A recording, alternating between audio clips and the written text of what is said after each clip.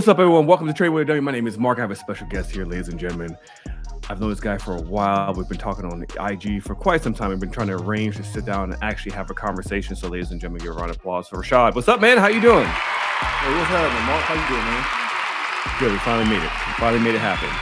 So you have a podcast yourself. It's called what was it? Hold on. It was called like on the Journey to a Million, right? Journey to a Million, Yeah. where you interview a bunch of people within like the financial literacy space and education space, correct?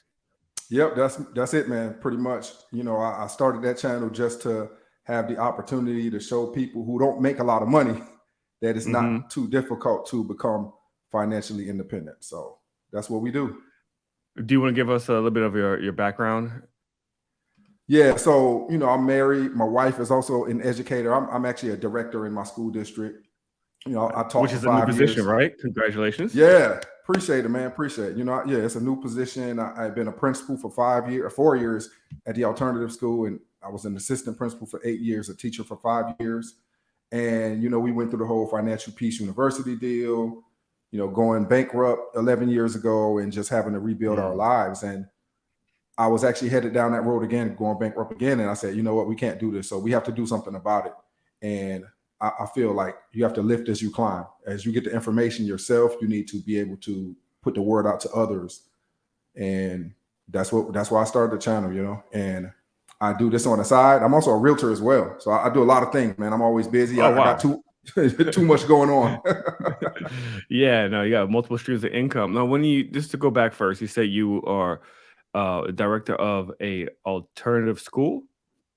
So, okay, so I'm actually a director of student engagement and parent community partnership. So my job is basically to help, you know, help bridge the gap between the community, the parents, and the school district. You know, so we're working on various projects in my district to get that done. And just okay, but what's like an alternative school? What is that exactly? Okay, so I was the principal at the alternative school in my district, and the alternative school is basically where, to put it nicely, kids make mistakes. They get in trouble at their home campuses. Yeah. they get reassigned to my school. So, and how was that experience? Man, it was pretty cool. So, obviously, everything post-pandemic was just different in general, but it was a cool job, man. You really got to see why a lot of kids do behave the way they do. Like, you know, we just, when we look at the news and everything, we see people getting in trouble, and this gave me the opportunity to understand the why behind it and try to be the person who can intervene before that happens. Now, some of them, unfortunately, some of them were too far gone, and we just didn't have the opportunity to really change what they may have known for 16, 17 years in a short amount of time. But there are some who you can get them early on, and you could really make a difference in their lives, man. And that's what I became an educator for, you know. So it was an interesting job, and I really enjoyed it. And now I'm on to something else. So not to be ignorant on the whole subject of like alternative schools or anything like that, because I know nothing about that. When it comes to, it sounds like it's kids who got in trouble, like fighting, maybe bringing weapons to school or things like that, right? So when you put a bunch of people like that together, a bunch of kids, were there like a lot of fights that you saw, a lot of negative interaction amongst each other? Man, that's a great question. A really good question. So, and it's not ignorant at all. So I think one thing about it is, a lot of time when they do get sent to my campus, they want to do better and they want to get back to their home campus. So they actually behave better than they had behaved at their home campus. And you would just think automatically, you would think like, hey, these kids get in fights and they do drugs or things like that at their home campus. But when they come to us, you know, we have it pretty much locked down. And the good thing about my campus is that we were able to really hone in on why they were behaving the way they did. So we worked on restorative justice, restorative practices. We had smaller class sizes. So you aren't thrown in there with 30 or 40 kids in the class. It was like 10 to 15 kids in the class. So that really helped their behavior. And then they got more one-on-one attention with the adults in the school. So that definitely did help. And it's something I really enjoyed. I did it for 4 years, and I really enjoyed that experience. And is this through the public school system as well? Yep. Yes, sir. Public school system in the Southwest Fort Worth area. Fort Worth is about about 45 minutes from Dallas. To those who aren't, a Mhm. lot of people, I found out aren't really familiar with where Fort Worth is. I believe it's like the 12th biggest city in the country. Yeah. It's a military base too, isn't it? Like, right there close by? Yeah, yeah, really close by. Yes, sir. Oh, okay. Alright, and then you just said you kinda brought up an interesting topic there where you said you went bankrupt. This like, the school that like, what do you mean bankrupt? Like, you as an individual went bankrupt? Or the business or something? Like, what was going on? No, my family, my wife and I, Chapter 7 in 2011. We were drowning in debt. I had football scholarship, but I still had a lot of student loans because I lost some of my scholarship like my last year because of an injury. So Mm, after that, I graduated. We weren't making any money. I was making like $30,000 my first year as a teacher, but I had to get my master's degree. So what I did, I started, my master's degree probably cost 25,000, but I was taking out as much in student loans as I possibly can in order for us to live. Then we had a baby. So like literally all you're taught from the time you're young is just to take on as much debt as you can.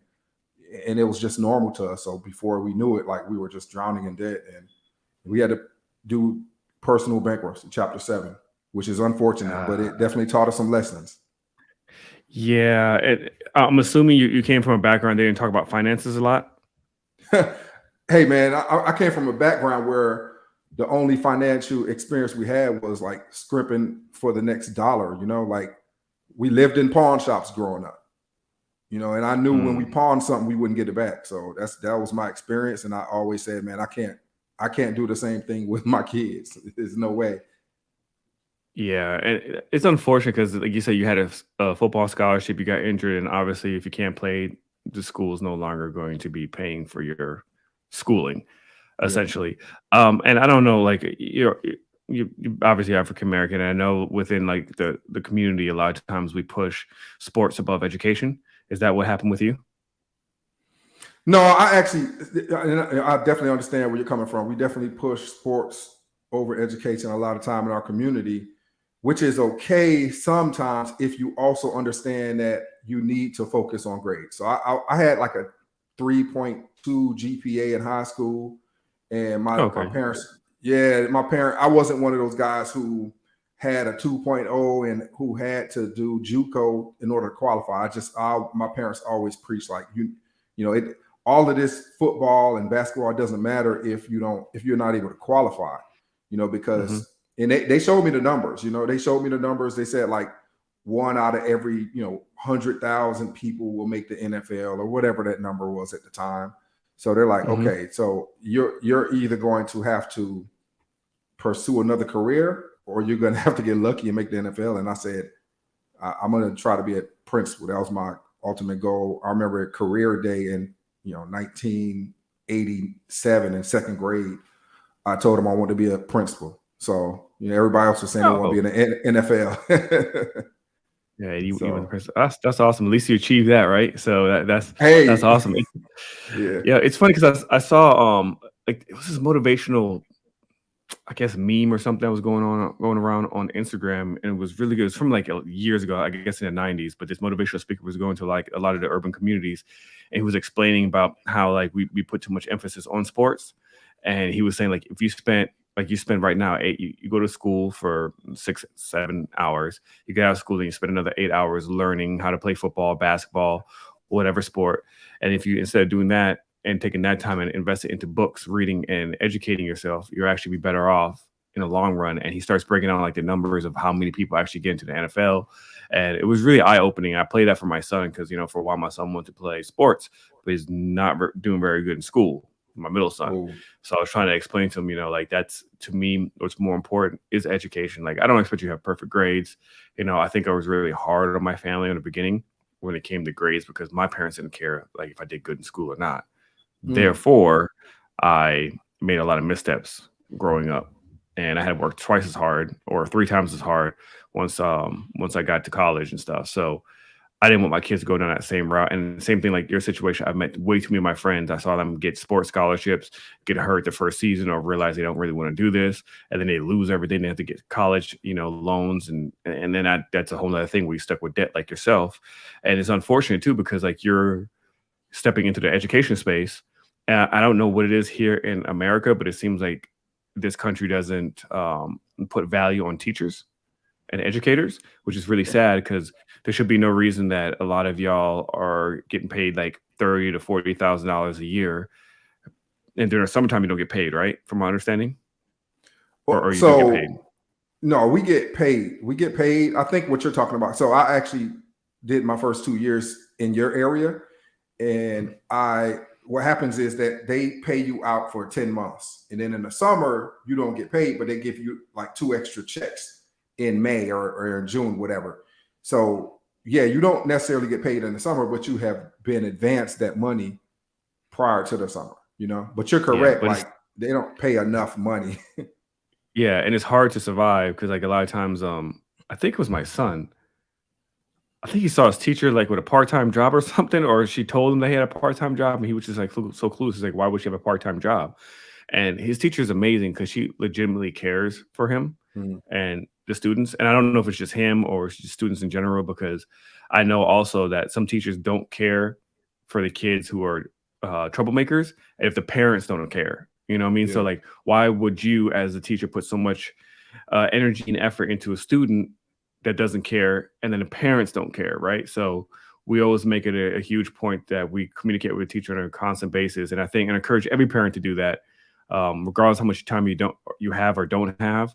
You need to interact with a teacher because at least it shows the teacher that you care and you do care about your kids' education, even if they're falling behind. And I'm guaranteed that the teacher will probably put more effort into your child as well. Am I correct in that assessment? Man, you're absolutely correct. So you are the kind of parent that we long for in the educational system. And unfortunately, you know, it's we don't have enough fathers in the system. And that's just Hmm. number one fact, which is why we have our program All Pro Dad that we kind of team with, you know, Tony Dungy's team is where we try to get fathers into our schools and just have if it's a breakfast or lunch or just any kind of program to recognize the dads and just get them into the schools and show that they actually do care about their child's education because I believe that we're partners, you know, like regardless of whether or not there are parents involved, we are a lot of time we are the ones who the child is going to see spend the most time with.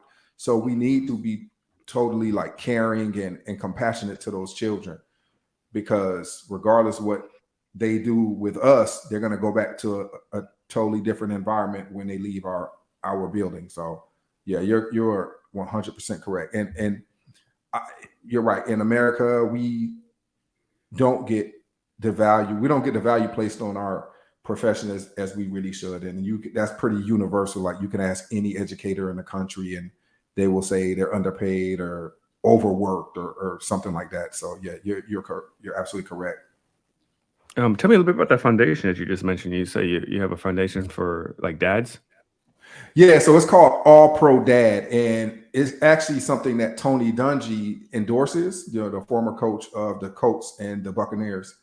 And with that, it's they just basically we invite dads into our schools. We have like a draft every year where we draft them onto our district All Pro Dad team, and it's just the opportunity to get more fathers involved and present in their child's lives and in the schools, you know, and it just allows these fathers to collaborate and work with other fathers and other children in the schools as well. So it's just a good opportunity. Like if you just, you know, go to different events around schools, a lot of time you don't see the dads there. And this is just an intentional opportunity, intentional plan to involve more fathers because that's what we need. You know, that's what we need. And I'll even go further to say that you know, most of the time when I was at the alternative school, when kids would get in trouble and sent to my campus, when you would dig deep into their background, a lot of them did not have any male presence whatsoever in their life. So it's important, man. It's very important. So not to not to put you on a spot or anything, and I don't want to make this like political or anything. Do you know who Candace Owens is? I know who Candace Owens is. Okay, so oh well, the reason why I asked, I know because like one of her biggest conversations that she's trying to have like with Black America is the fact that I think that one of the biggest issues within our culture and our community is the fact that they're the absent father, and since you're in the education system, like you were saying, that there is an issue with fathers not being around. Do you think if they start participating a lot more in a positive way, that it could essentially completely change the community in general? Oh man, I'm not gonna say it's a loaded question. I'm going to say that I think the issue is systemic, right? Like it's been going on for years, and it's not something that can change overnight. What we need to do, we need to we need to talk. Like I talk to my wife about this all the time, and we need to talk to young men and young women about the choices that they make and who they who they actually procreate with, right? So Yes. yes, I had a young man one time, two former students, they had a baby together. And, one time I saw the young lady and she told me that the father hadn't been present. And so I called him. He might have been 19 years old at the time. And I told him straight up, like, you decided to make this child, you need to be present in this child's life. And he apologized. But the thing is, I didn't shame him or anything like that. I let him know that you need to be, this child needs a father. He deserves a father just like anybody else. And the kid was scared. Like he didn't know how to be a father. Right. So it wasn't, I'm not making an excuse for the young man or anything like that. I just want to acknowledge the fact that we have people that aren't ready to be parents that are parents, men and women, boys and girls. So we need to have a conversation in our community, like about how we can go about making sure people who aren't ready to be parents aren't becoming parents. And then once they do become parents, to make sure we provide like a safety net as a community, because you're right, like not having the fathers around makes a big difference. Now, that's not to say that there aren't tons and tons of successful individuals who never had a male presence in their lives. That is really just to say that a lot of time when we see the ones who have the major issues, they have not had a father who was present in their lives. So it's, yeah, you know what? And yeah, Candace Owens is definitely interesting, but there a lot of things that she says, like I can get with that. Like obviously, I agree that we need more fathers around, like hands down. There's nothing that I would disagree there. I think sometimes the way she goes about saying it might be, very offensive. Yes, yes, that Yeah, was always the issue, because that was always my issue with her. It was never I never disagreed with a lot of stuff that she said. It was always like the delivery. I always thought was like her delivery sometimes was maybe a little too aggressive or bad timing. And a pure example was when like George Floyd died, right? When he got killed by the cop. And I remember the very next day, because already like I looked him up. I looked up like the background on him and everything, because I was still in the intel world, so I was able to look up some certain things, and I was like, oh, okay, this guy has an extensive record, criminal, all this other stuff. But she went out like the very next day, and I understand like everything she said was factual, right, about his character and what his past and everything else. I was like, man, girl, this is not the time right now. This wasn't the time to be like, why are you celebrating this criminal? And I'm like, this is like everything you were saying made sense, but it came across sometimes very heartless, yeah. and it was just very aggressive and just kind of bad timing. So it was her delivery a lot Well, of times I think turned off a lot of people. yeah, it's the delivery, and also you have to think about it. Like when a police officer has his knee on somebody's neck for however long it was, he didn't have that guy's rap sheet in his hand. He didn't know, what the guy had done in the past. Even if he did, right, he's not the judge, the jury, and the executioner. Like his job is to arrest the individual. If I'm not mistaken, he was already in the handcuffs. So arrest him and let the judge and the jury have their way with him. Whether he's a criminal or not. And we've also seen situations where non-criminals, like Philando Castile has, when he got killed by the cop, and people automatically fault these guys, and I have an issue with that. I mean, it could be any one of us. So I think ultimately me being in the field that I'm in, I always have the ability to have a little more compassion, even when people are criminals or they've had a criminal past. That doesn't mean that you throw them out and they don't have an opportunity to turn things around, because I've seen so many people turn things around. So Yeah, and that's another strange thing too. Like this, the prison system out here, and the fact that a lot of it's like for profit, and I don't know, man. This country does stuff really weird sometimes. Like I don't completely understand it, because like, yeah, again, I grew up in Germany.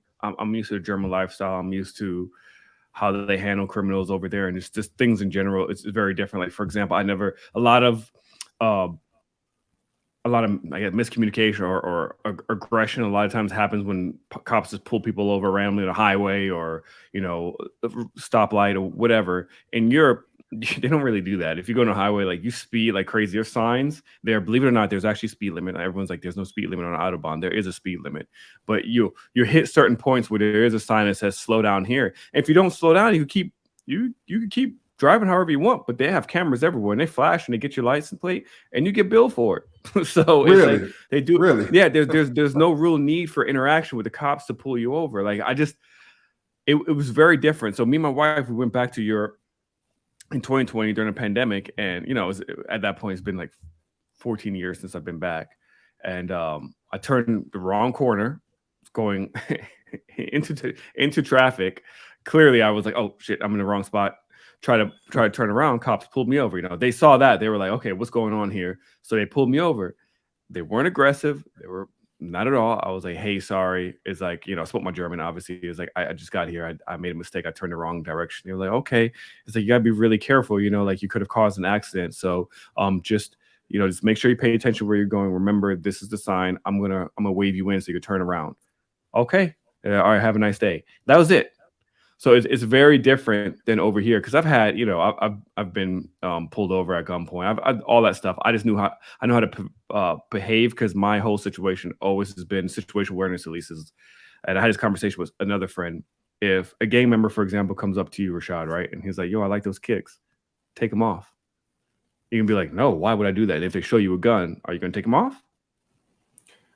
Hey, that's a great question, man. So I got 3 kids, wife and 3 kids, Okay. and a dog.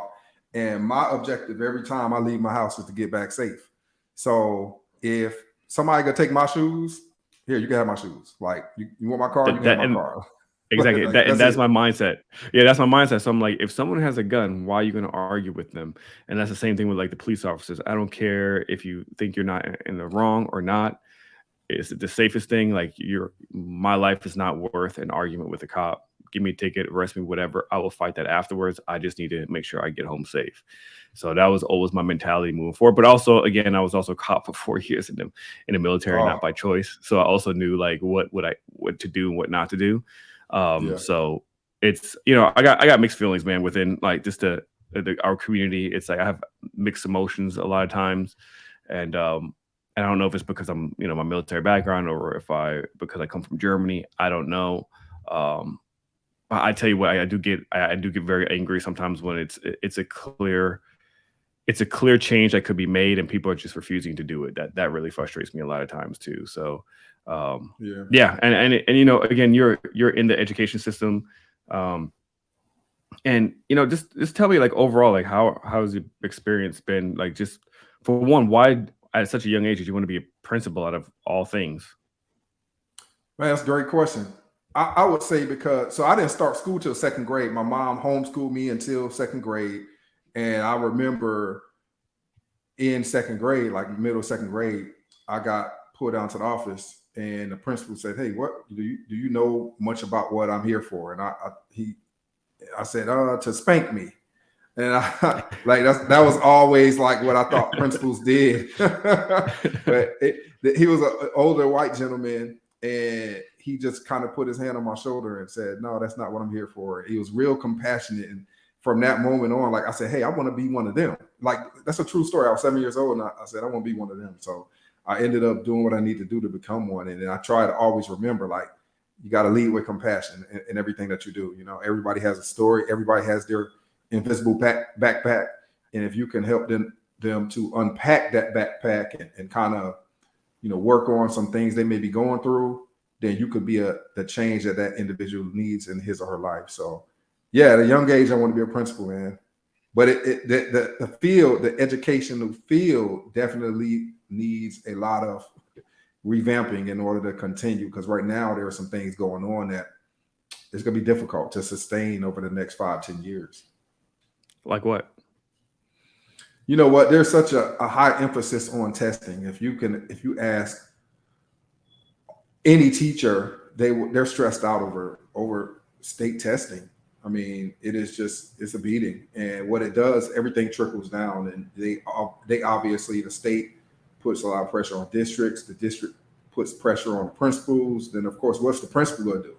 I mean, the principal's going to put pressure on the teacher. So Mhm. it is. My wife's a teacher, so I see her how she comes home every day. She's stressed out.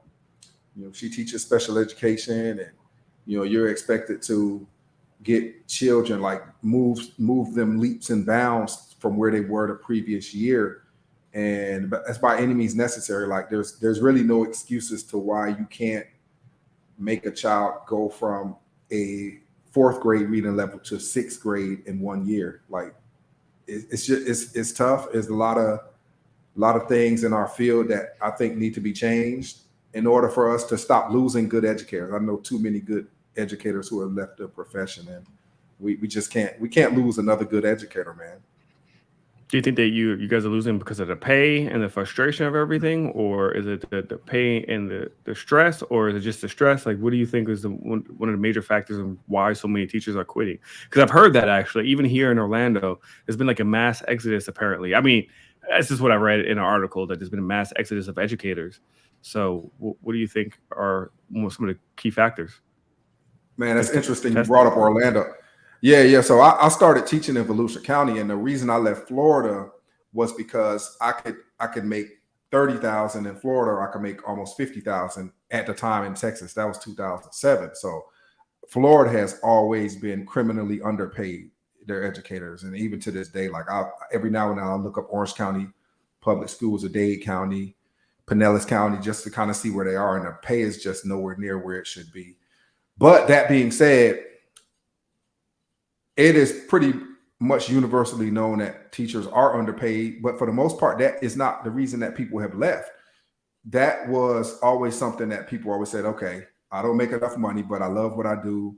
These kids really do need a champion in their corner in order to get them where they need to go, and to make, because teachers basically create all other careers. A teacher has to Hmm. educate the doctors and lawyers. So most people stuck around because they have a true passion for what they do and they love teaching.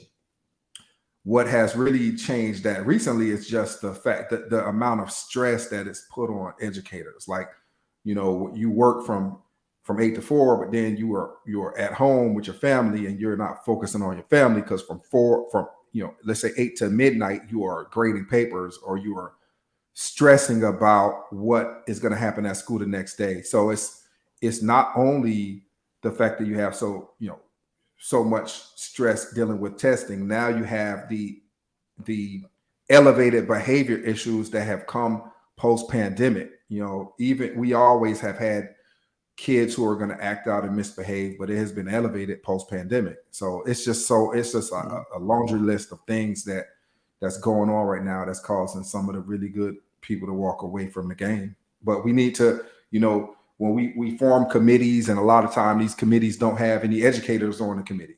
So how are you going to fix something where you have people that haven't been in the classroom in 20 or 30 years having that discussion? You need to pull everybody in, pull parents in, you need to pull the frontline workers in, and have that conversation and figure out ways that you could solve this, come to a solution. That's interesting, and I hear I'm gonna push back on another subject potentially that again, not trying to call you out on anything, but you're a teacher and you know all this stuff. Now I've heard that especially within like minority communities that the schools are underfunded. That's what I always hear. And then I started reading some articles and looking at like the how much these schools are actually getting paid. And what I noticed in the studies that have shown is that actually a lot of these minority schools, especially like in New York and stuff in Cali and these underprivileged locations, they actually get a lot more money than a lot of other the suburban schools that everyone's always talking about. Oh, like the white areas get a lot more money, but it actually shows that they're actually allocating a lot of money to these schools. So is that true or is that not true? And if it is true, what's going on? Is it just mismanagement of money? I wouldn't. So it's true in that we get like Title I funds, and that's just extra funds that we can use for various things like tutoring, because these are kids who, for the most part, will need extra tutorials and those kind of things. and you Hmm. might get extra money to pay teachers a stipend because, like, for instance, I did a video one day about student loan forgiveness, and there is one student loan forgiveness program out there. It's called a teacher loan forgiveness program. And if you teach in a Title I school for 5 years and you teach like math or social study, I'm sorry, math, science, special ed, if I'm not mistaken, you can get up to $17,500 forgiven. It's kind of like the public service loan forgiveness program, to where if Mm. you purposefully decide to take less money to go, be a public servant as opposed to starting your own firm, after 10 years, you'll get those loans forgiven. So it's definitely a trade-off. So they put that incentive out there for individuals to go to schools that a lot of people, for the most part, would choose not to go to, and which are these Hmm. Title I schools. And you can get a stipend. Some people pay a $5,000 stipend. Some people pay a $2,000 stipend, because it's just an incentive to get more,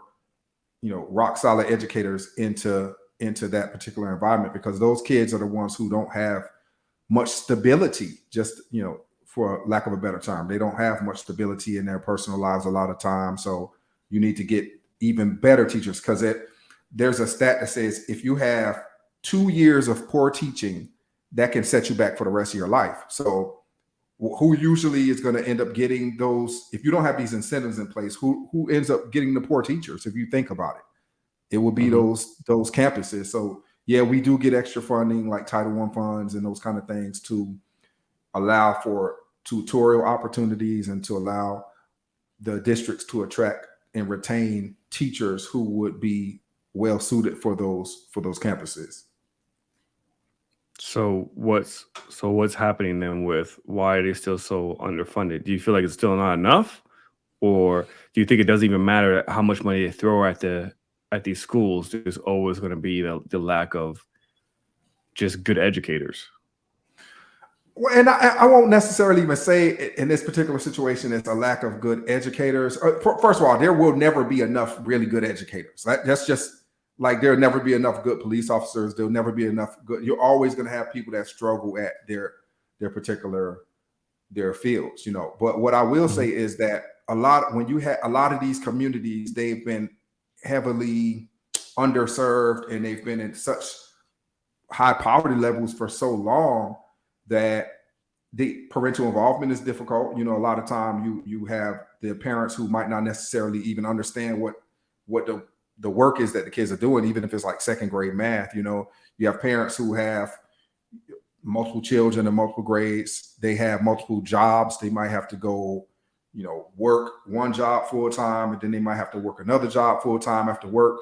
So let's suppose you have a kid in your office who's getting in trouble, you might never get in touch with the parent. Or if you try to call that parent in to have a conference with them, they might not have time because they're going to another job. So it's just it's like a revolving door, right? Like the ones who are the least underserved or the most underserved are the same ones who don't have the parental support that they would necessarily need in order to be successful. And a lot, when you talk about the suburban districts, most of the time they have the two parent homes. The parents themselves have the financial resources that can provide Mm. tutorials for tutorials for their kids. Like I remember when I was younger, my brother and I, we didn't have much money, but I had both of my parents. So they would make sure we're in our office or we're in our rooms doing homework. They would check our homework to make sure we got it done. They didn't necessarily know if it was done correctly, but they knew we were working and they knew we weren't like Mhm.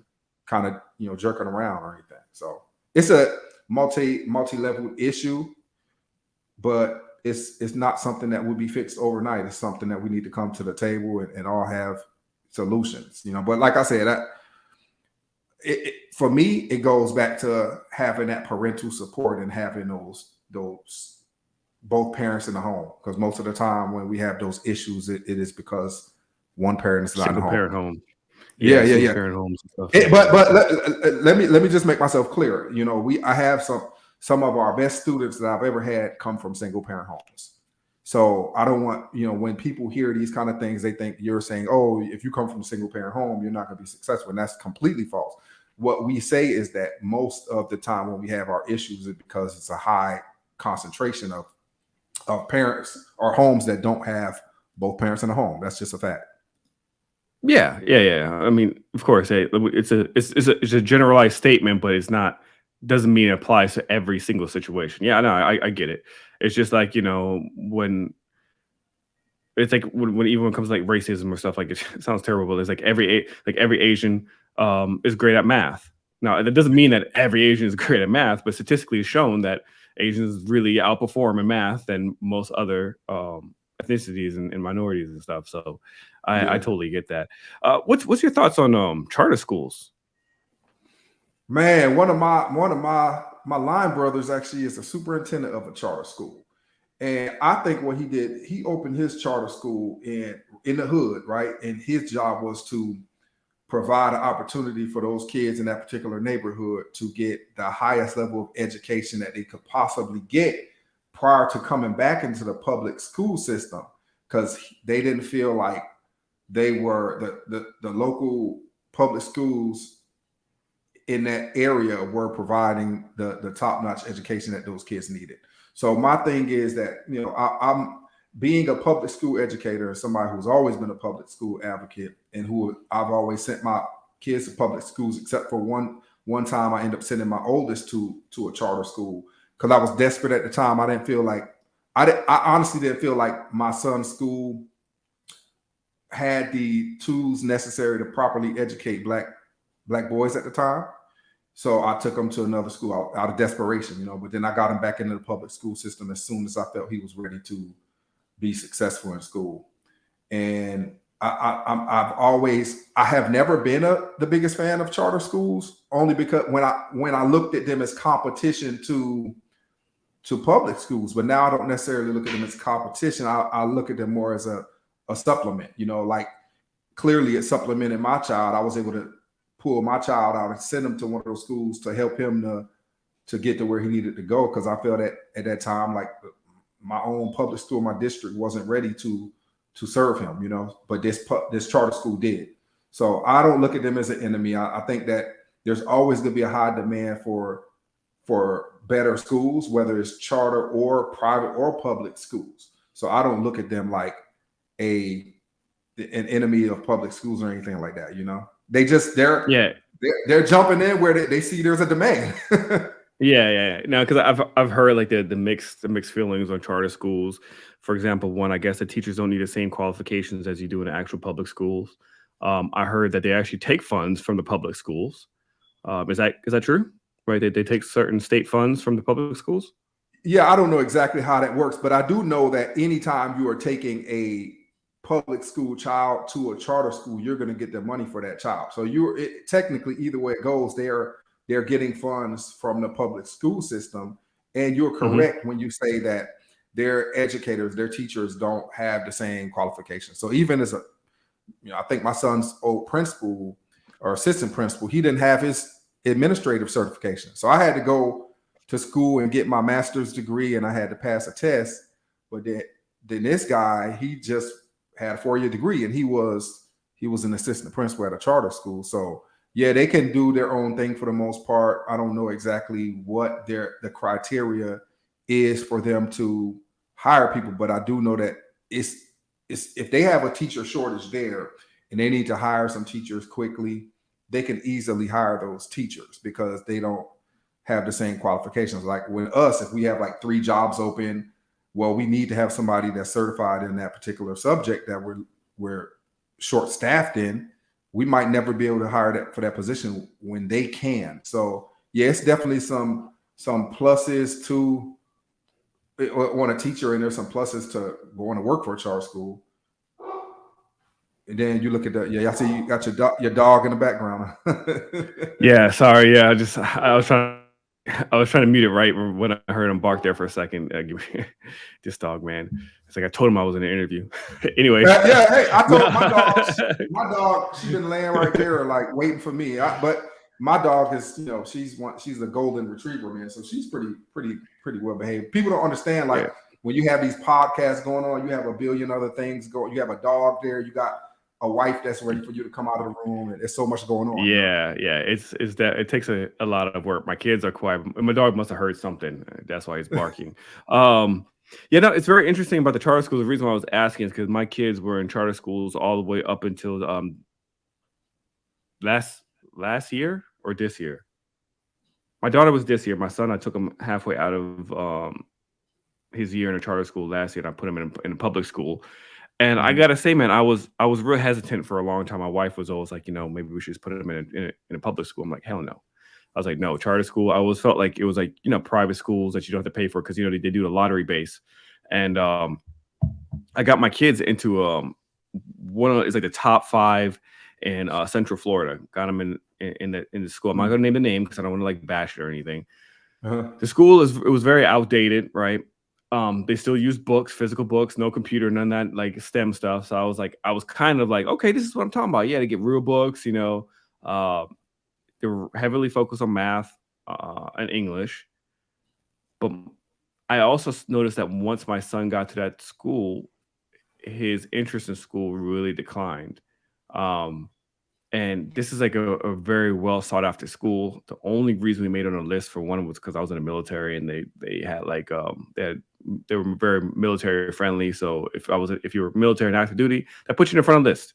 It's kind of like you kind of get picked to be in front of the list. So I got my kids in there and my daughter was doing fine. My daughter does fine everywhere. Yeah. But I would say I was very hesitant because I was like, no, my wife, she's like, I just don't think this school is for him. I'm like, no, it doesn't matter. This is a top rated school. My kid's gonna go to the school. And I just like he just didn't ever seem happy. He didn't want to go. He was always getting in trouble for talking too much. He's not a bad kid. He just talks too much. And he thinks he's funny. He's a class clown. Very much like me when I was a kid. Yeah. What I later on learned, and which I didn't like, in fact, was that I think it was my daughter one day. She had gotten a D on an assignment. And she was like, she wasn't stressed about it. I was like, yo, we don't accept C's or D's in this house or F's. And she's like, yeah, but I could just take it over again. I'm like, what do you mean? She's like, yeah, I get to take it over again until I get an A. And I looked at my son. I was like, is this how it works in school? He's like, yeah, because like what didn't make sense to me, he was an AB student, but his work wasn't reflecting that. So I thought that Uh-huh. was very odd. I was like, this doesn't make sense. Like, how are you? It's like you're not an AB student. You're maybe a CDF student. Like, and I wasn't trying to be a jerk, but I was telling my wife, I was like, this doesn't make sense. How is he an AB student? This kid should probably fail fourth grade. I was like, what's going on? And then I found out, yeah, the reason why that school was so highly rated is because they would do tests. If you got a bad grade, they let you do it again. And my kids started to have this mentality where, oh, well, I don't really have to study. I'll take it. If I fail it, I can just take it again. I'm like, yo, that's not how life works. No, no, no. We're not doing that. So I got really frustrated. And then I pulled him out and I put him in public school. And then what was weird was all of a sudden I find out about all these resources that a public school has, which a charter school apparently had too. They just never told us about it.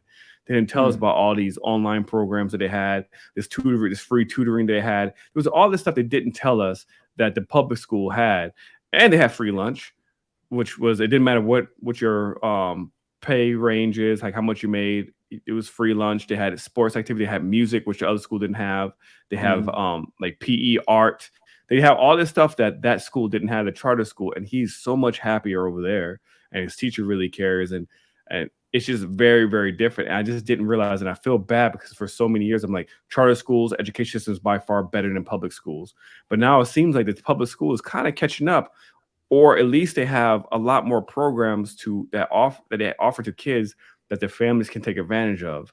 And I think parents, I don't know if parents just don't know about it or if the school doesn't do a good job telling you, hey, you just all these different resources. But the public schools, man, they're actually doing really well because had I kept my kid in the school once he goes to middle school and high school, they don't even have a sports team. Yeah. So, and then I put him in public school. He gets a laptop to take home. He's doing projects. He's learning about Yeah. tech. It was just very, very different. And I kind of feel bad because I feel like I kept my son in this school where he was clearly was unhappy and he wasn't learning to the fullest extent like he could have, in my opinion. And I'm starting to see that it seems like the public schools are actually not that bad. Let me say this, man. Don't beat yourself up. One thing about being a parent is that we get one chance to do it. Like, and every kid is Mhm. different. Every child's different. My daughter has literally been at the same school. She went to the same school from kindergarten to fifth grade. Now she's in middle school. So she'll be with all her friends like from the moment she stepped in kindergarten to the moment she graduates. To where my boys, I had to They've been to multiple schools just because of fit or whatever. We just felt at the time that maybe that particular school was not able to serve them. But I love public schools. Like I'm a full advocate for public schools. I will say about charter schools that there are some horrible charter schools out there, just like there's some horrible private schools and public schools. I know people that went to private schools, and the one thing about it, you're not going to see anything that happens there on the news because they hide a lot of things. Yes. And we're not privy to what goes on there. Their drug use is going to be just as prevalent as the public schools, but there you have people with deep pockets, so parents are able to get themselves or get their children out of particular situations. So I try to tell people all the time, when I have people reach out to me all the time and say, hey, should I send my kid to this school or that school? And I just tell them, hey, if I had a child your child's age, I would without hesitation send them to this school. I'm a full advocate for my district. I'm a full advocate for public schools. No, there's no school that's perfect in our country. Like, there's not one. That's the truth. Yeah. But the best schools are going to be the ones that put a serious emphasis on like making sure that each student is taken care of, socially, emotionally, and those kind of things. They're really focused and honed in on making sure the kids feel like they're at home while they're at the school. And like your son, he was miserable at the old school, and he's happy now. So that's what we want as educators. If kids come to school and they want they're happy at going to school, they can learn and they will learn. So good job there, man, for recognizing that. Yeah, thank you. I appreciate it. Yeah, it's funny because when we first moved to Florida, speaking of what you were saying, that some of these schools that are, I guess, that have deep pockets, they hide a lot of information. So when we first moved to Florida, I was under the concept, we left Las Vegas and moved to Florida. I was like, we're going to try to find the best house we can find in the best neighborhood, right? Whatever we can afford, we're going to find in the best neighborhood. That way we go to the best schools. And I'll tell us, the city is called Niceville in Florida, all right? We were there, and it was funny because like some people would come by, like, a great neighborhood. I mean, the nicest people. Like when they say Niceville, like the people really are super nice. It's crazy. Yeah. Like a little bit of diversity, but really nice people. And I remember when I moved into the house, people would come by, they're like, what do you do for a living? I was like, I'm in the military. Oh, you're an officer? No.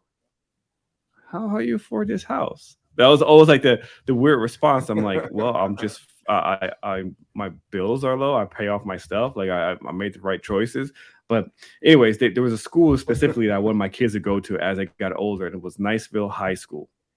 And it was rated also extremely well. Education system's great. Well, come to find out, what I ended up finding out later on, because I also opened up like a real estate photography business there, and I get to meet a lot of people within the community in the neighborhoods and stuff. And the school wasn't as innocent as everyone made it seem like, right? The graduation rate was high, but like you were saying that, you didn't hear about the fights or the ODs and stuff. That school apparently was, a lot of these students were doing drugs, like the pill popping stuff. And there was a lot of suicide that they somehow hid out of the mainstream news. But it was like a lot of kids committing suicide. There was even at one point, one parent found out there was going to be this suicide pact. Have you ever heard about that before? I've heard. Hopefully I don't get demonetized. I just said that word. I'm sorry. Were you off yourself? Because I said that word. I gotta probably bleep that out. That way I don't get demonetized. But because I heard that's like one of the words they demonetize you. But apparently it was like a thing that friends did, that they were gonna take their lives all at once together, which is really weird. But apparently someone found out, and the entire community got involved. But that's when it kind of finally leaked, like, oh, this school is not as great as everyone made it seem like. Kids are on drugs, kids are committing death to themselves. So it was very, very interesting to find that out. And like you said, like, there's good schools, there's bad schools. Every school has this issue, and there's always going to be some stuff that's going to be hidden, especially in these very privileged schools or privileged neighborhoods where they have a lot of, I guess, high rollers in the area that can try to keep that stuff on the low. So that's very interesting, man. So going back to it's more pressure. It's more pressure too. Yeah, it definitely is. Now, so just to go back, sorry, I'm like everywhere, but going back to you said you followed chapter 7 early on in your career, and you said you almost did it again, right? So, and you and I, we met in a financial literacy space. Is how you and I met. So, so what happened on that second one, if you don't mind asking, me asking you that question? So I guess I probably, uh, I didn't. We didn't almost file Chapter 7 again because you can't do it again for I think another 11 years. But what I meant was that we were headed down that road. Like, Okay. so when you file Chapter 7 bankruptcy, that's a liquidation of all your debt, and we didn't reaffirm anything. So we let the cars go. The house ended up being foreclosed on. So the only thing that we had Mm. left over were our student loans. But what does that mean, right? If you don't have cars, you have to do what? You have to go buy cars. Like you're kind of setting yourself up because obviously you're bankrupt, so you don't have the cash to go out and buy another car or two. So you have to go out and get a loan for those cars. So we started going back and doing the same things we were doing, getting loans on cars, going into credit card debt, because people are really willing to loan you money when you are post bankruptcy. The reason why is Hmm. because they know you can't they know you can't file bankruptcy anytime soon. And they're more willing to loan you that money because they know they can throw in a very high interest rate and there's nothing you can do about it because you're desperate. So yeah, we started borrowing money again, and we realized that hey, it's 2014 and 2011 we filed bankruptcy, but now we're headed down that same road. So at that time, my wife and I really had those difficult conversations and try to figure out like, okay, what can we do to make sure that we do not end up broke again? And that's when we decided to take Financial Peace University. I know a lot of people aren't necessarily fans of Dave Ramsey or whatever. I'm kind of moderate or neutral on him. I think he has some really good programs, really good things about him. And that's what I did. We did FPU, and that gave us the opportunity to just work on money as a couple and to get on the same page. A lot of couples, people don't realize a lot of marriages end in divorce, not because of infidelity, but because of financial infidelity, Yep. and Yep. It's top financial three, right? incompetence. Yeah, yeah. Yep. I think it's number one is the finances. If you're not on the same page, so that's Yeah. what we did, man. That's what we did. Okay, and how'd you so you went through the Dave Ramsey. So is that like an actual like a course? Like is that like because I only so I'm very transparent. So I also read the Dave Ramsey book. I took Uh a lot huh. of the baby steps early on before we were in Vegas, we were really living paycheck to paycheck. Honestly, we lived paycheck to paycheck until probably like last year or so, but we were like really overextending ourselves during our Las Vegas time. But when we moved to Florida, we came there debt free, and we used Mm. the baby steps from Dave Ramsey. I didn't adopt every single one of them, like pay your house off cash and pay cars off cash and stuff like that. Yeah. Like certain things was a little too extreme, right? And but I don't think anything that he teaches is bad. I know a lot of people try to bash him and say, "Oh, he's so archaic with his method." And I did an episode on him, I think, where I was explaining what his baby steps are. And for someone who you went through the course, so I wanted to see what your thoughts are on it. I always describe him as a person who gives good advice to the masses. The problem is the masses don't want to agree that they're just average, and that the average person, that's what helps you become debt free and at least have some sort of money saved up by the time you retire. It's just that we have this mindset that everyone's going to be a millionaire, everyone's a genius, everyone can do this, everyone can do Yeah. that, and nobody wants to follow his steps. But the reality is that 98% of society is just average. What's your thoughts? Yeah. I agree, man. Like, and I think we need to kind of realize that, like, not everybody's going to be a one percenter. Like, that's why I kind of started my channel, like I mentioned earlier. I wanted average people to understand that they can become millionaires, or they can become wealthier. You don't necessarily need to be a millionaire to be financially well off. I had a guy named Andrew Hallam is the millionaire teacher, and he became a millionaire by staying out of debt and consistently investing in index funds or different mutual funds. It's really a simple path to wealth. I don't know if you know much about J.L. Collins, but he was talking about getting out of debt, staying out of debt, and just consistently investing in yourself and in your future. And people just think that they need to be the next P Diddy or Jay Z, and that's just for most people, it's not going to happen. Like, just live your life. You know, we drive pretty average cars. We have an average house, but we're pretty close to being millionaires, and that's what the name of the channel comes from. You know, just I want people to see that, hey, two educators can become wealthy, and even there have been many bumps in the road, but we're going to get there, and anybody else can too. Like, I'm no smarter than anybody else. I really believe that I'm a very average guy. Like, and I'm glad you said that, because like, we're average people, and we're Mhm. not. I'm not better than anybody else. I got to the point where I got sick and tired of being sick and tired, and I got to a point where I I understood the hedonic treadmill, man. If you can look up the hedonic treadmill, and you understand like how that impacts the decisions we make, and you understand that there's no purchase that's going to make you happy long term, then you can say no to a lot of things that will otherwise keep you in debt, and make you broke. This is called the Hydonics what? Hedonic treadmill, Hedenic or something like that. Hedonic. I'm trying to spell Treadmill, it out. okay. Yeah, yeah, Yeah, no, Imma look that up. yeah, yeah. So, and the way I came on it was, my wife and I had been toying with the idea of upsizing our house for a few years. Like, Mhm. we've been in this house for 7 years. Obviously, when you buy a house in 2015 and your kids are small, then your kids start getting bigger, and then you get a dog, and you're like, man, I need more space. So I asked a question on social media one day. I said, hey, I asked, what about upsizing our house? Da da da da da da. So then somebody said, hey, look up to hedonic treadmill, and I did. And basically, what that tells you is that no matter what purchase you make, at the end of the day, you're going to go back to your happiness set point. We all have a happiness set point. So if you go out right now and you go buy a BMW, you're going to be super happy. But then in a few weeks, you're not going to be any happier than you were when you were driving your Volkswagen.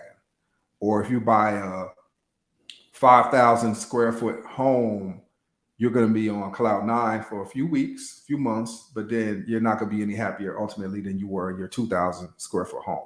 But you still have this 30-year commitment mortgage attached. So you're trading a 30-year commitment for, maybe 6 months of happiness being in that new space. And after a while, it's just another burden. It's just another house. So if you can look at that with all of your purchases, that can really change the way that you view finances, and it can change the game. So now we don't make any purchase that we know is just like, it's just going to hurt our finances long term, and only Mhm. make us happy short term.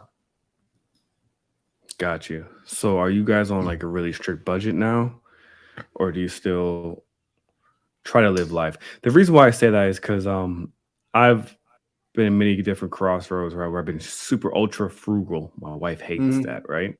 Because she grew up in for the most part, a loving household. Her family, they were broke, but they were, typical middle class. I grew up middle class to poor class. It varied depending on my parents was really bad with money, and they had two great jobs, just dumb spenders, I guess. I don't know. Um, Yeah.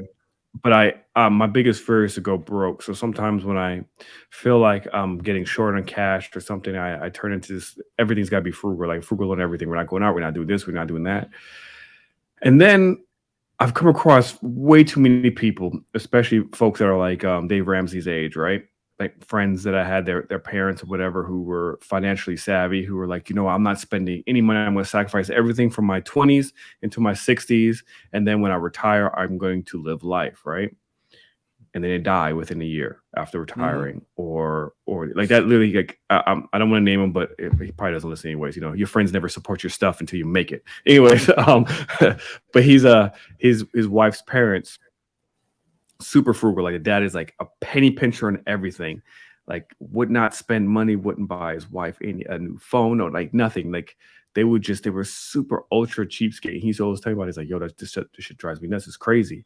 Hmm. But they had so much money saved up that he finally retired, and then his wife got sick, went blind, then had some sort of illness, cancer or something. Her legs had to get amputated, and then she just eventually just died. So he never got to enjoy this lifestyle that he worked so hard for 40 years. And now he's just a sad old guy with a bunch of money, and you can't do anything with it. He gives it to his kids, obviously, but that this dream that he had was like, we sacrifice early on so we can be happy later on. That kind of changed my perspective on some things, because I'm all about saving and stuff, but you also got to create memories, and you also got to have fun, because you never know when it's your time. And the worst thing to do is to really be live this uncomfortable life for so long just to have a bunch of money and then just bam, you're dead. You don't even enjoy it. Man, my brother, hey, that's a great story you told. It's not a great story, but it would be a Yeah. good story for somebody to hear, and if they're one of those people who are hoarding money in hopes that when they finally get to retire, that they will live this lavish lifestyle. And that was me. So Hmm. what I'm finding out is that it is a balance. You need to be able to balance things out. So I can retire at 54. My wife will be 51 when we retire, which is a very young age in this country. We Hmm. lucked out and we were able to get into the pension plan a few months before they changed it. So we'll be guaranteed money. If I don't save another dime, if I don't invest another dime when I retire, we'll still be well off. But I have learned, like, you really need to balance. So you don't want to have too much money when you retire. Then you don't want to have not enough money when you retire. Which in our country, most people don't have enough money when they retire, right? So they're broke and they're just skimping until the time that they expire. Well, at the same time, you don't want to not live in the now just to save up for the future. But that's what I struggle with, because I see how my parents are doing now and not having much money, and I'm like, I don't want that to be me. So Yeah. I got to a point where I honestly was investing too much. I think we were maxing out our 403b, we were maxing out our Roth, our HSA, then the pension. So what I just did, like 2 months ago, I scaled back our 403bs from like 1,800 a month to 500 a month. So now we have an extra $3,000 a month, about $3,000 a month coming in. I could throw that in a brokerage account if I want, but if I want to go on a vacation, like my wife and I going on a cruise in 3 weeks, we can do that. Like, the one thing I won't skimp on is our experiences. Those are things that we could take with us to the grave. I don't. I think our Disney trip in 2016 cost us $4,000, but I don't care, because when I'm 100 years old, You can I'll always remember always that. I'll always remember that. So we need to balance. I can't. I don't. I'm not going to buy a pair of shoes, for $300, $400, $500. To me, like, that's not what makes me happy. What makes me happy is our experiences. Yeah. That's the realization I had too, because I'm not I'm financially comfortable. Like, I'm good. I'm good, right? And I hate to like always say that on camera, because I feel bad for saying that. Sometimes it's really strange, because I was always broke for so many years and I always make really bad Mm, decisions. But now I'm trying to make better decisions, and I hate always putting it out there. Like, I'm okay. I'm doing better than most, right? And I'm always afraid like that could be taken away any moment as well. So that's why I hate saying it. But in the meantime, I have decided, like, I'm not investing as heavy as I was in, especially like 2020 when I first like got into this. I am trying to create more memories. I'm trying to spend more time with my kids. I'm trying to use that money not for just materialistic stuff, but just really to try to just create memories and set my kids up for the future as well. Like, yeah. people look at me, they're like, "Yo, why you still drive around this 2013 Toyota with two missing door handles and a hybrid battery that barely works?" It's like, because it's paid off. It gets me from There you point A to go. point B. I don't care. And my kids hate it. They get in a car. They're like, "This car stinks." I'm like, I don't care. I'm driving this thing until literally it cannot drive anymore. It's got like 165,000 miles on it, and in fact, because I didn't even want to get a car payment. Both our cars were paid off, but one of them completely broke down. It was our minivan that we had, and my wife didn't want to drive that. She's like, "I hate being a soccer mom in this vehicle." It's like, I hate it. It's like, yo, but it doesn't matter. It's what we could afford back then, and it's paid off. Why did we need a new car? But the car broke down, and then her. She's gonna hate me for saying this, but she had the nerve to take me to what was the car deal? That one. Man, I'm going blank. It's one of those really expensive cars. It was an Um, SUV. It's I don't. Infinity, No, it's more expensive than that. Range Um, Rover, or something. no, no, no. I hate those. But beneath that is beneath the Range Rover. I don't know why I'm going blank right now. But anyways, the car that Escalade. no, no, well, it wasn't Escalade. It's a little bit more expensive than Escalade. Anyways, regardless, I forgot what it was called. Anyways, she takes me to the car dealership, and I look at her. I'm like, this car is $90,000. What makes you think in Oh, God's name that I am going to even consider this? And she's like, it's just a great car. Listen, I drove the mom car forever, blah, blah, blah. I'm like, I don't care. That car payment is going to probably be about $1,000 or so. I will never, ever pay that amount for anything. And then eventually we settled. I got a really good deal for a Ford Expedition. So that's why I ended up mm, getting when I was in Colorado out there for 6 months. I got it for super cheap, 30,000. So which is really oh, cheap for that car because and it was a max limited. It had a lot of miles. It had like 60,000 miles on it, but it was driven by a driver for a CEO. So it was like some driver's car for the CEO. So it was just back and forth from his house to the job and back and forth. So good condition and everything. So I got that. And like no lie, I would say probably like a month or two after having the kids in it, she was like, you know what, you're right. This was a better decision because we could ride this thing until it breaks down because the kids clearly don't take care of the car. And I'm not gonna have them in this nice luxury car destroying it the way they're doing it. So this car was perfectly fine. I was like, I know. there And you the gas go. prices went up. So now I feel like the gas prices, I was mad. I was trying to trade that car in to get something more gas efficient, but car prices skyrocketed like crazy.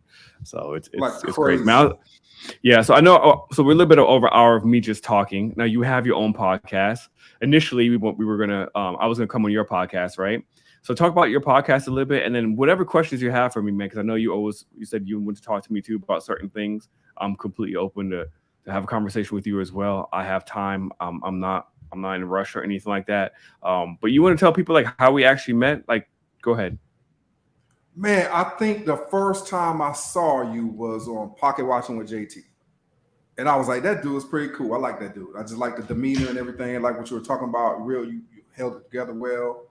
And I think after that I followed you on IG and I followed your channel on YouTube. And I was like, hey, that guy he has some really good information on his channel, and that's how we kind of met. And it was pretty cool how you were real receptive and open. And I think if I'm not mistaken, you probably were at like 2,000 subscribers at that time. Now you're close to what, 7,000? No, I'm close to 6. Close to 6. Oh, I thought you were Yeah, over but 6. thank Okay, you. okay. No, no. Hey, I it's wish. coming. I wish. Shoot, I'm trying to get there. Yeah, I keep switching up my You'll be content. there. Doesn't help with the algo. So Hey, yeah. So that the whole algorithm thing is pretty interesting. I'm playing around with it as well. I have some videos I've done that might have 1,000 views. I have some that have like 50 views. Or I have one mhm, I did last year that had like 12,000 views, but that was like for my fraternity. So mhm. obviously, when people want to go through and they want to get into my fraternity, they go watch that video because it has all That the video, poems yeah, on it. Yeah, yeah. So it yeah, has like it might be at 15,000 views now, but then I have some that have you know 500 views, some that have a few views. So it's kind of weird. I'm working on that myself, but that makes sense what you said. Like when you switch up the format of your videos, maybe that changes the algorithm, right? yeah. It definitely does. So I got one of my buddies recommended I do some reaction videos, right?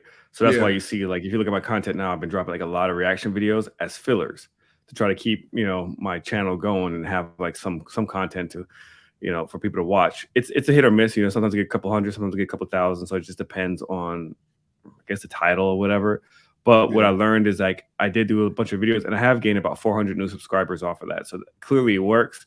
The viewership isn't the highest, but I've gotten more subscribers. So that was really cool.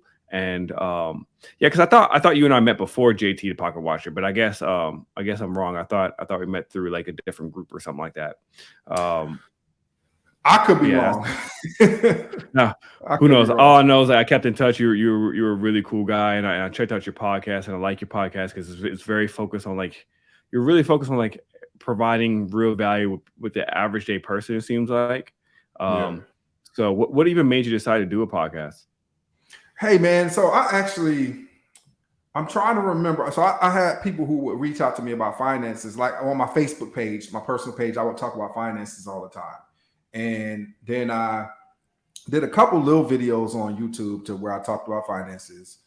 And then one time I was able to get JL Collins on my podcast on the channel, and I just did it. Like I had in my mind one day, I said, "Hey man, I want to try to start an actual podcast. Like I want to start a YouTube channel to where I actually bring people on and interview them and talk about money." And I brought JL Collins, and that video has had like over 10,000 views, and Nice. oh man, that got me like so many different subscribers. But I just wanted to spread awareness. I wanted to have a conversation about money, particularly at first it started more to focus on teachers and how they could become wealthy. But then I said, you know what, let me just focus on the average person. Like anybody could, Mhm. watch this channel and just talk about money. It's just a regular guy. Like there's nothing fancy about my channel or anything. It's just a regular guy talking about money and then bringing people on that have become wealthy talking about money themselves. So that's basically what the channel is. And I'm actually going to probably change the algorithm up soon. Like I'm going to be bringing my wife on, you know, as well. We're going to talk about relationships and money. So I have changed my channel up a few times. I've changed the name a few times as well. But it's just going to be something I think people are going to, really look forward to hearing, just seeing everyday individuals talk about marriage and money. And like, in our society, everything you see on social media, you see people who are broke, who you would think, you see people who look like they have money who are really broke, or you see people who Oh, yeah. are all the time, all the time. Do you see people who you think are in like amazing marriages who are on the brink of divorce just because everybody hides things on social media and they just want you to see the best part of them. So my channel is going to be more transparent when I start bringing my wife on. I'm looking forward to that. I think that's definitely gonna help. I was trying to get my wife to come on my channel. She's like, no, no. I was like, we could. I was like, we've been together for 13 years. I was like, I think we could have some good conversations. The ups and downs we had and the disagreements. And she's like, I just don't like being in front of the camera. So I was like, all right. Barely get her. I have a hard time getting her in my videos and stuff. Now Yeah. I like your concept. I definitely like your concept. What I've struggled with a lot of times is growing an audience, right? Because there's so much out there that sometimes it seems like it's hard to gauge what an audience wants. And then when you like you said your first like one of your first interviews was with the JL Collins. I need to look that guy up. I don't know who that is, but that helped and that boosted your I'm sure your views. And then you interview someone else and nobody cares, right? I'm sure you've had that where it's just like, man, what am I doing wrong, right? Yeah, yeah. I don't know. Do you know Anton Daniels? Yes, I know about him now because of JT Pocket Watcher. So I Yeah, know he yeah, was considered a scammer or a grifter or whatever. And no, it's funny because like my homie who told me about like reaction videos, he knows who he was too. And I was like, oh yeah, that's that scammer dude. He's like, what? He's like, yeah, man. It's like I look into all that stuff, but I don't really know what he offers. I respect him though for coming on JT's channel. Cause I was like, yeah. He as did. many people as he calls, like JT calls out, I was like, that guy was willing to come on his channel, and I respect that. But Yeah. what about him? Well, I interviewed him. He was like my third interview. I think I probably have had. I haven't checked in a while. Maybe I've had 500 views for him. I've had Nice. Are you part of his 10,000. group or something? No, I'm not. I saw him. I saw one. I don't know how the algorithm led me to his channel one time, and I watched his channel, and I saw this black guy talking about money. I was like, cool. I just made a comment like, hey, can you come to my show and interview with me one day? And he hit me back. I was like, oh, cool. So I just interviewed him, and we had a really good interview, man. He gave some good information. Now since then, of course, he has some. I could see why people view him as a fake guru and all of that. I get it. I get why people think he's a fraud. I, I think the issue is that so many people on social media they want to get views, they want to get subscribers, so they just are very outlandish with some of their claims. So, and I can see Mhm. that with him. I can see that with others as well. Earn Your Leisure and him 500. All of these guys that are in that space, and people call them scammers. I see why people make those comments about them. But if you really think about what they really are talking about. A lot of times it's some good information, but then the messenger it might not be the most reliable messenger because of some people that they brought on their channel before who were completely selling what we would consider Selling BS, you stuff. know? Yeah, yeah. No, I totally get it, Yeah, 'cause I yeah. mean, obviously, you know my history with EYL, so, um, it's those bridges definitely burned, and the thing is I have no issue with the 2 brothers at all. I just didn't like the direction that they're headed into and went to, you know? But that happens in all spaces, you know? I remember especially when I dropped that Red Panda review, you know, I got a lot of I don't even I wouldn't say it got a lot of hate. I got hate for the people that used to rock with me that was also part of, you know, EYL because they're like, you're buying what's the term that you guys use? But You buy things. the hand that feeds you or something. Yeah, yeah, Yeah. like that. And I was like, I understand what you're saying, and I get how you have that sentiment, but I was like, I'm telling you right now, there's a bigger picture to it, and that's the reason why I did it. And funny thing is, now even to this day, every couple weeks or so, I get someone who DMs me. He's like, "Yo, you were right. You were right. You were right." And I was like, I told you. It's like I have nothing against them. It's just I have a huge issue with the. It's not even scamming because they're not really scamming. It's just the I guess the marketing and the selling of high price ticket items for information that's really not that valuable that you could get in a $10 book that you can literally search. I'm being serious, and I know Yeah. even because when I first started my channel, you know, again, like most of my, I mean, you didn't even ask me this question. I'm just like talking. My bad. But basically, once like JT got me like at the beginning stages when I really like woke up to like a lot of the hustle and financial literacy space, and it did break my heart because my core audience, and I think to this day is probably still EYL folks and the Come Up series. Mm. And it did make me sad where because I was there on the beginning and I liked what the brothers were doing, which was us educate um, the community, the culture, you know, people within the culture who don't have a lot of money.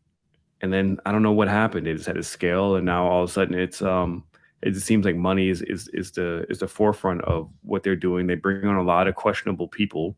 That's the issue. They bring on a lot of questionable people sometimes who are selling these crazy expensive courses. And what's really odd to me is like, you know, I shifted my content. If you look at my content, even the people that I interview now, I don't care. Before I was like, I was only gonna interview minorities. That was like my thing. It need to be people within the culture. And I shifted away from Yeah. that. And I shifted away from that because I'm not going to limit myself who I'm going to interview anymore. Because once I got away from like EWOW and I got away from like the Red Panda or and even like the Come Up, like I'm still totally me and Mark are really cool friends and I still tune in. But once I kind of went and started exploring other places, I started seeing other scammers out there too within the white groups too. But you also will find though there's a lot of good information out there. But one thing that I have noticed, which is completely different between like the minority fake gurus, if you want to call them that, and the white fake gurus, the white fake gurus don't nearly charge as much as the minorities. And if you look at the audience of like who makes more money, the you know, typically like the average white person makes more money than the typical black person, right? And you have EYL bringing people along who are charging 3,000, 5,000, 10,000, and you have like this guy named me Kevin who's got 2 million subscribers. By the way, is on YouTube, super famous. He goes on Yahoo Finance sometimes. People call him a grifter. He's always selling something, but even his course, yeah, Black Friday sale for $297. You know, or his max thing for his course is $500. So there's a disconnect in pricing, and unfortunately, sometimes I feel like within our community, why I was getting really angry, is just feel like a lot of us just don't even do any research. We just see like, oh, another black person who sounds smart. He's willing to help me. He's telling me that this is information they're keeping from us. Like all these keywords, I started to pick up, it just started to click with me. I'm like, damn man, this is what you guys are doing. I was like, this is such BS. And it's like, you know, this is the information they don't want you to know. And for 1997, I will help you learn about this. And that stuff rubbed me really wrong, man. With all of them, I don't have anything against them personally, except you know the one guy. But I have nothing against them personally accept their product. I just think their product is trash. I think their product is overpriced. And I think more than anything, I think they use and abuse the community. And I don't think people see it because it's disguised as we're trying to help you, or, it's us against them. And I'm trying to break that barrier. And I see it on my channel because unfortunately I even see it like in the interviews that I have. If I have a black person on my channel, usually reach about 1,000 views. If I have a white person on my channel, barely get like 500. And it's sad because like sometimes these white people I bring on, like the dividend guys, I brought two dividend guys on there who do this. Like they're not selling any courses, they're not selling you anything. They just give like full transparent. They share their portfolio online. You see how much money got invested. They they talk to you about what dividends they're looking into. They go through fundamentals. They tell you why they're investing into this. They have free live sessions on Fridays where you come and chat with them. All that for free. And then you have Wall Street Trapper here, who used to be a dividend guy, charging you 1997 for some basic ass course. And I'm like, that's like, I've never seen this guy's portfolio. I don't even know how your performance has been. You don't even talk about dividends half the time anymore. Like, what happened? And that's the stuff. That's why I have a little bit of an animosity towards what they're doing within the community. And I think eventually the stuff's going to fall down really hard. They haven't really lost much subscribers. If anything, they've actually gained more because now they're in touch with celebrities and stuff, which also helps their brand. Yeah, you make some great points, and I think what you're looking at really with these guys is affinity fraud, right? Like they play on your strings or whatever, and they know like, hey, I'm a black male, I can get this information out to other black males, and I can relate to them, or Yeah, for sure. we have this in common, and they are keeping this away from. Who is they? Like, I can go to the library right now, and the book I'm talking about by J.L. Collins is A Simple Path to Wealth. Like, it really is a simple path to wealth. There's nothing nobody is hiding or anything. You can look on the internet in 1 minute and see the simple path to wealth. Like, there's nothing difficult. These guys make it difficult so that they could sell you this really highly priced product. And think about it. You have these people who are desperate for money, desperate for success. They're desperate to get out of a financial situation. They're drowning in debt already, and they go out here and put a $10,000 course on a credit card. Like, exactly, yeah. But that's but crazy. they always use excuse. Well, I told you guys not to put it on your credit card, but but this is like you're basically dangling a piece of candy in front of a kid and saying, "Don't have it, but I'm gonna walk upstairs real quick. I'll be back tomorrow." Like, Yes. Yeah. like that's my issue, man. I just felt like it wasn't like that at the beginning. I felt like it was real genuine, like love for the community. It was real genuine, like love to try to help people. And then, they signed a contract with the agency and Charlemagne, and things just kind of went in a different direction. And the first time when I literally saw that was Grant Cardone. You know who he is? Oh my goodness. I was gonna say his name earlier, but yeah, I know who Yeah, he is. like and it's insane. He came on the show and I was like, man, I was excited for them because I was like, yo, Grant Cardone is up here. They were still here, right? But I was like, now it's like they're coming together. But then I also understood why they did that. I did not like that they brought him on, but I understood why they did that. He's now exposing them to his audience, and he gets to expose himself to their audience. So it's like a match made in heaven. It made sense. And then from there, you start seeing more and more celebrities. You have like the one that honestly, the one that just really aggravated was Soldier Boy. Like they keep when he interviewed Soldier Boy. Did you see that episode? I didn't see that one. No, I didn't see that it's one. well, for one, and it's because Charlamagne gets along with Soldier Boy, hence the reason why I think his agency kind of sets up like who comes on their shows as a celebrity. But they bring him on, and he's talking about how he makes all this money, millions of dollars, and I'm sure he probably does. But he was talking about this Game Boy that he had, and it's a simple Game Boy you could buy off of AliExpress. All like Soldier Boy has been notorious for this because I follow his gaming experience. He's always like, I'm top 5 in the gaming space. No, you're not, bro. All you're doing is you buy stuff from AliExpress from China and you repackage it with your brand. But he keeps getting in trouble by Nintendo brand because like this stuff has like Mario and stuff on it. You can't legally sell copyrighted material. Like he would, anyways, he had like a Game Boy and with Android built on it. and Rashad and Troy are sitting there playing with it, and they're like, "Oh man, this is amazing! I cannot believe this. This is game changer." And I'm sitting there like, "Why are you feeding into this BS, bro? This guy's selling this product for $299. The product costs $45 on AliExpress. All he did is just repackage it with his brand. Yeah. Not only that, if you watch a lot of YouTube videos, a lot of people ordered it when it came in. It wasn't even the product that he sold, and it was it was a terrible product. And then of course they had to shut it down because he got a cease and desist by Nintendo. So it's like you're bringing these fake gurus on your platform, and even if majority can't see it, I see it now. I didn't see it in the beginning, but I see it now. People are going to fall for that, and they're going to spend their hard-earned money on these individuals that you bring on your podcast, and you have zero accountability, responsibility for that, and it's just messed up to me. Like, why bring Charlemagne on instead of Chameleonaire? Chameleonaire, who's a really no offense to him, but he was kind of like a one-hit wonder. He had 2 good albums, but he was a one-hit wonder. And then he took that money and he's like a VC in the tech world. Like, he's a legit businessman, like millions of dollars, has a whole bunch of startup companies involved in so many things. You need to bring guys like that on, not Soldier Boy, like who's all over Instagram. So Chameleonaire, he really showed you how to flip that check.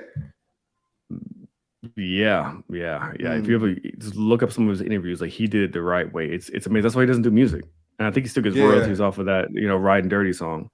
So yeah. I mean, hey, and it's not offensive. He was a one-hit wonder. I can't name another song he did, but he made the most of his one hit. So that's good, man. But hey, ultimately, I think what you're talking about, your conversation right now is great. You have people who, studies have been done. If you have a 55-year-old, 60-year-old, probably maybe 5% of them have $1,000 to their name.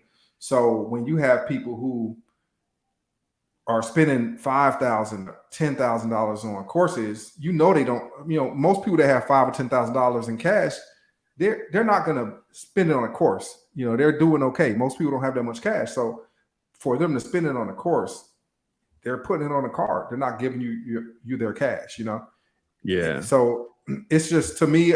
So one thing that I have, getting into this space, doing a channel, you go down this rabbit hole of financial channels, and you start seeing like most people are scamming. Most people are selling repackaged information that's either false or stuff that's just blatant lies.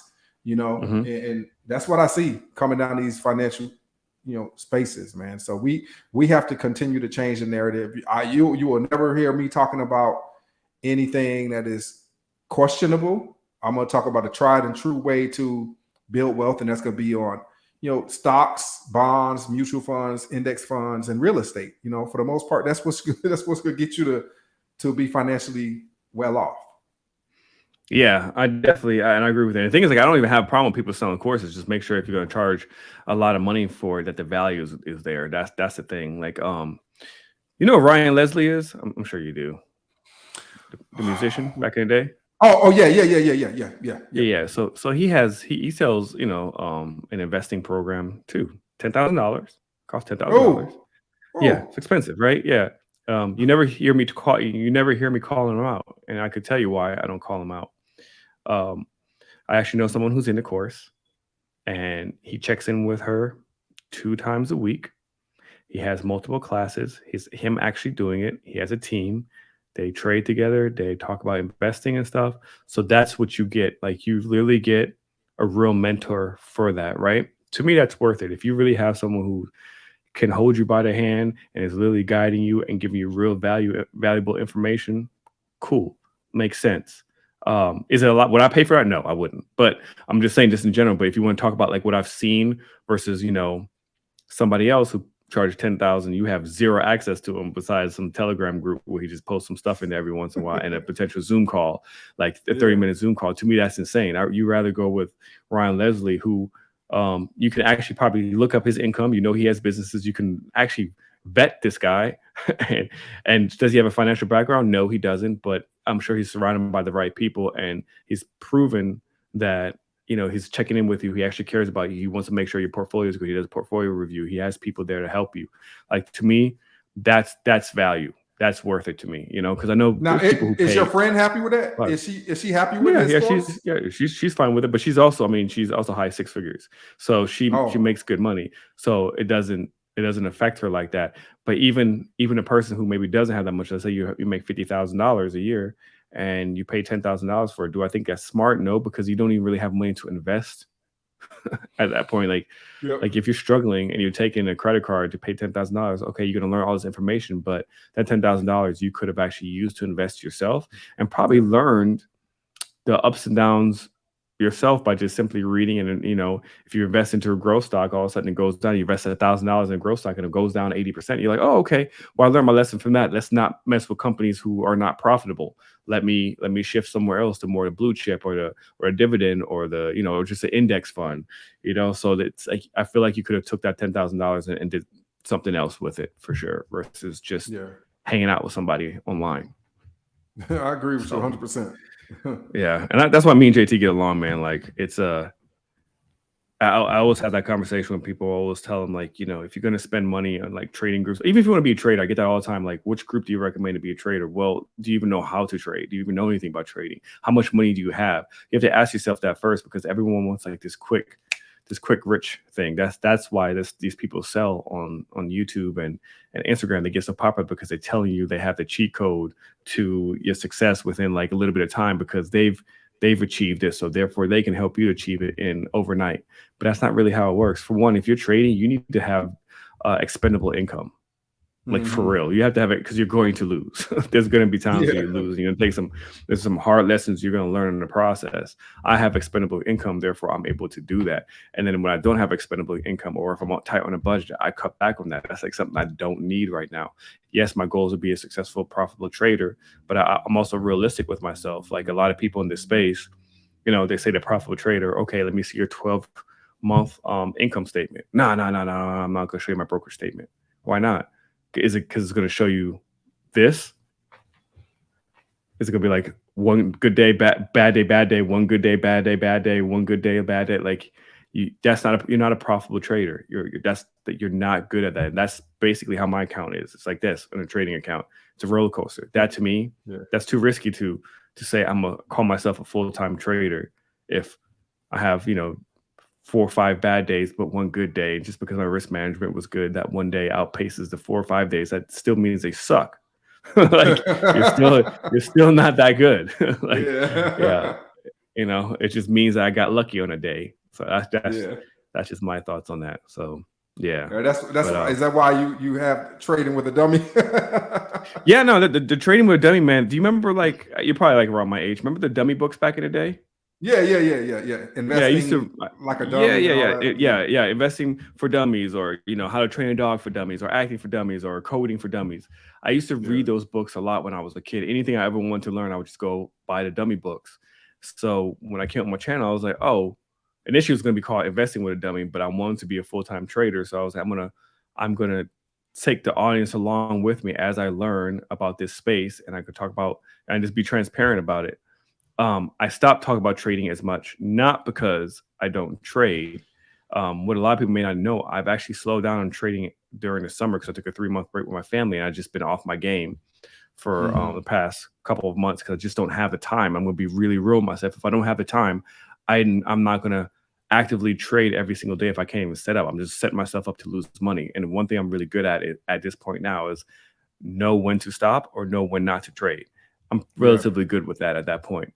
But the reason why I don't talk about trading that much on my channel, in fact, is because I don't want to guide people down that wrong path of thinking it's just as easy as just clicking a button here and there. It takes a lot of work to become a trader, and I know maybe less than a handful of real traders, and I would say I only know one who's really well in futures market. I know one who's really, really good, and his name, he goes by Stock God, and it's a pun on these gurus and stuff. Because Yeah. somebody was like, wow, that's arrogant for him to call himself Stock God. It's like, for one, he doesn't even know he doesn't know anything about stocks. It's just like a pun to piss off these fake gurus.